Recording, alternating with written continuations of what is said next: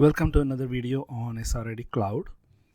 This will be a continuation of the previous video, Cryptography Assurances. In the previous video, we talked about cryptography at a very high level, and we also looked at the assurances, confidentiality, authentication, integrity, and non-repudiation. And we also looked into the confidentiality in detail, where Alice created public and private keys and sent the public key to Bob, and Bob encrypted his data with it, and Alice was able to decrypt it with her private key. And with that, the communication between Alice and Bob and Alice, to be precise, was confidential. No one else was able to even look at what Bob was trying to tell Alice. And then we looked into the authentication. That is, if two parties are communicating with each other, make sure the parties know that they are talking to each other and no one else. And integrity, as the data being transmitted is not tampered with. That is the assurance you get. And finally, the non-repudiation, that says the party who is communicating cannot deny that they communicated earlier. So now in this video, let us go into the details of the authentication, integrity, and non-repudiation aspects of cryptography. So now, if you carefully look at this scenario that I described earlier, Alice creates the pair of keys, public and private keys, and she sent them over to Bob. And Bob used the public key. She sent only the public key and retained the private key. And Bob, using the public key, encrypted a message, and Alice was able to decrypt it, and then the confidentiality was achieved. But does it guarantee that the assurance that Alice has, did really Bob send the letter, or Bob send the data, encrypted data? There's no such assurance, because anybody can encrypt their data with Alice's public key and send it across to Alice, because Alice's public key is out there in the open. Anybody can have it. So even if Bob sends data to Alice with encryption, the bad guys in between can always retrieve it and replace the entire message with on their own, even though theirs is also encrypted with Alice's public key. Alice will receive it, and then she will be able to decrypt it and then think that as if the data came from Bob, but it is not. And in this process, you must have already noticed the integrity is also gone, because the data is tampered with.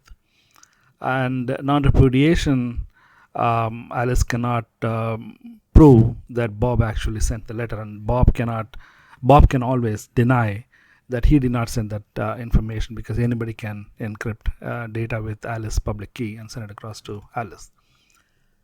So how to achieve the authentication, integrity, and non-repudiation assurances? But first of all, what is the need for it? Because confidentiality offers the same thing to some extent, because only Alice has the private key, and then Bob has the public key, and Bob can encrypt and only Alice can decrypt.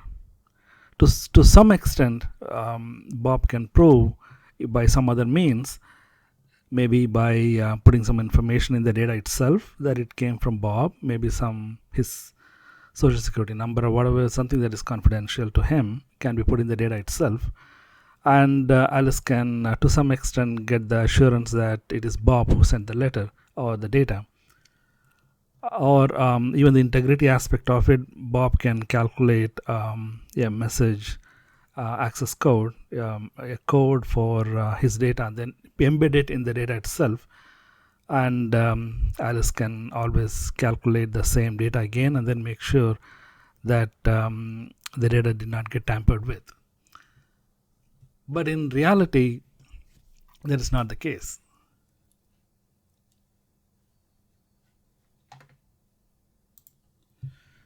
So encrypting with public key and decrypting with private key is not helping to offer the authentication or integrity or any other form of assurances. So let us do something different here. Let us look at a scenario where the data gets encrypted with private key and decrypted with the public key. So until now, we were thinking that the encryption is possible only with public key and decryption is possible only with the private key. But as cryptography evolved, there are some algorithms available that can do the opposite as well. So Alice can use Bob's public key to encrypt a piece of data and send it across to Bob, and he can decrypt it with his private key. But this does not prove the data came from Alice. This is a repetition of what I just said.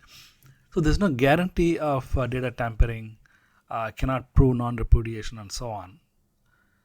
So now let's do the opposite of what we have been doing so far. Alice wants to send something to Bob. So until now we were talking about Bob sending something to Alice, but Alice preparing keys and then sending the public key to Bob, and then Bob sending something to Alice. But here it is opposite. So let us say Alice, who prepared the keys, the private and public keys, wants to send something to Bob. So now she can encrypt the data she wants to send to Bob with her private key. And Bob can decrypt the data with the encrypted data with his public key. So now the bad guys in between, they don't have any chance at all in this particular scenario because they don't have Alice's private key at all. So they cannot create the same encrypted data and send it across to Bob so Bob can decrypt it with Alice's public key. And there's no way you can create a public key out of the private key out of public key. So this appears to be another important aspect of cryptography. So Bob can decrypt such a data with Alice's public key, and he will be 100% sure that the data indeed came from Alice because only Alice can encrypt with her public key. She did not even distribute her private key to anywhere else. And Bob was able to decrypt the data with Alice's public key. And also, in this fashion, the integrity was also offered because the data is encrypted with Alice's private key and able to be decrypted with Alice's public key. That means the data did not get tampered at all in between. But there is no confidentiality in this case because anybody with Alice's public key can decrypt the data. So confidentiality is not the prime factor here. It is the authentication. So this is how the authentication is accomplished and the assurance is provided in the cryptographic system. So you have to encrypt the data with a private key and decrypt it with the public key, and that offers 100% the authentication assurance. So now there are some terms that we need to understand. When Alice creates the ciphertext, she picks up some data and then she encrypts it with her own private key, and that is called digital signature. Whatever she creates is called digital signature. And it is also called that she signs the data that she wants to send across to prove her authentication.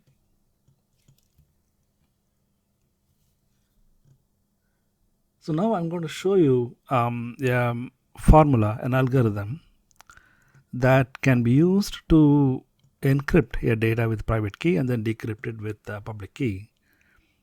And in the previous video, we saw the opposite, an example on how to encrypt with the public key and then decrypt it with private key.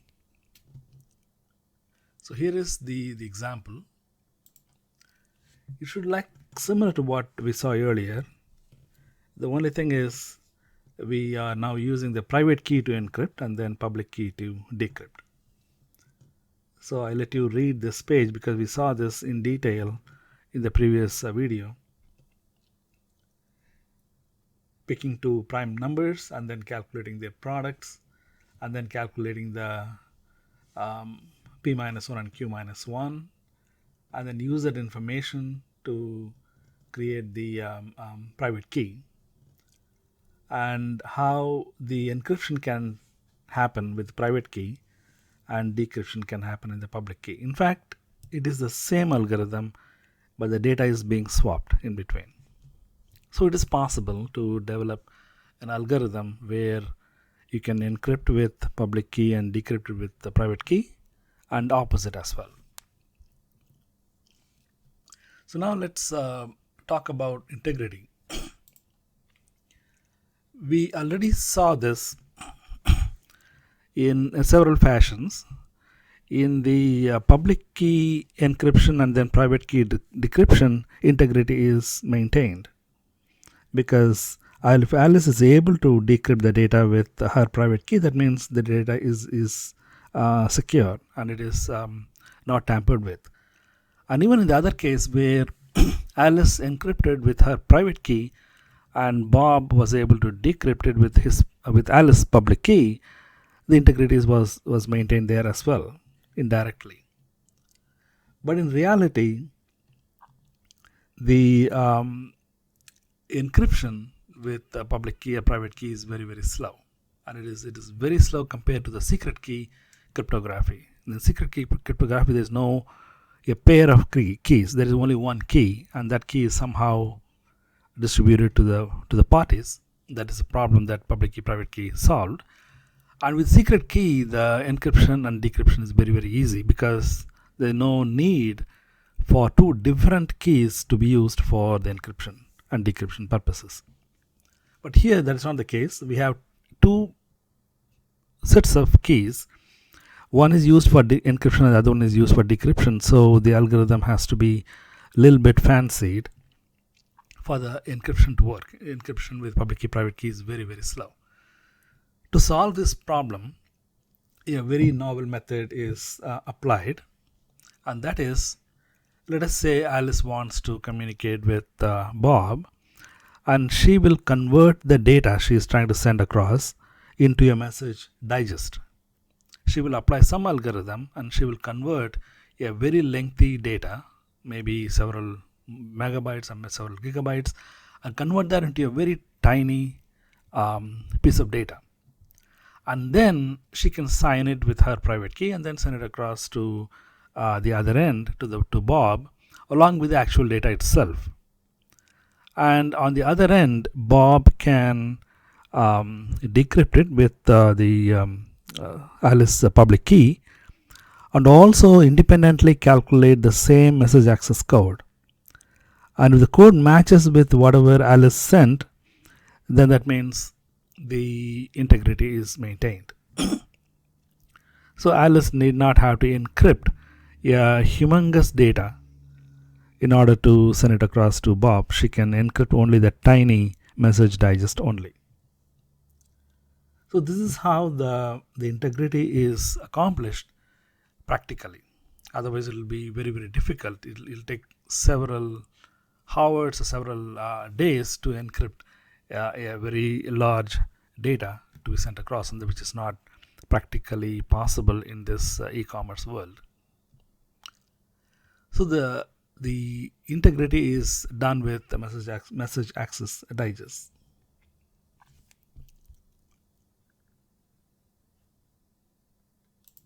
So now let's talk about the non-repudiation.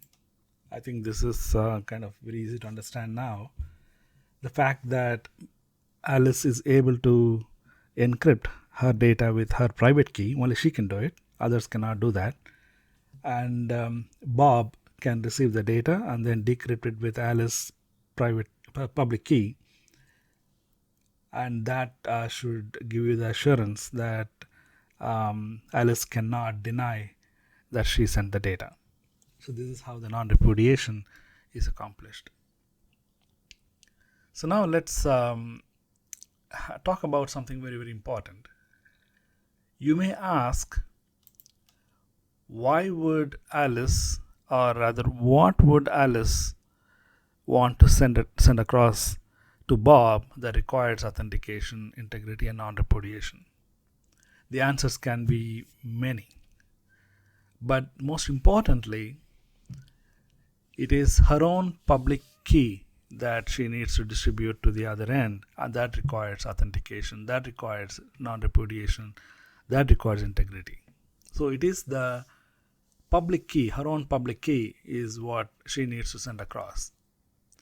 And in a future video, I will talk about what is called digital certificates, and this principle will be used there. And there, I think after watching that video, you will appreciate the need for authentication, integrity, and non-repudiation assurances, and why it needs to stay away from the confidentiality assurance. That is an entirely different purpose and entirely different usage.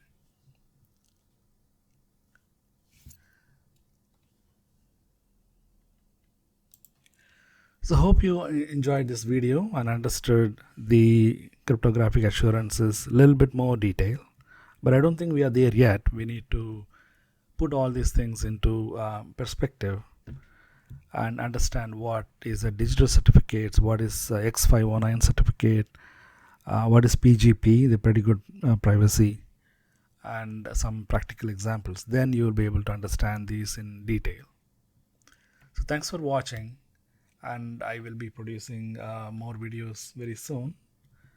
And have a wonderful day, and I'll talk to you all in another video. Bye for now.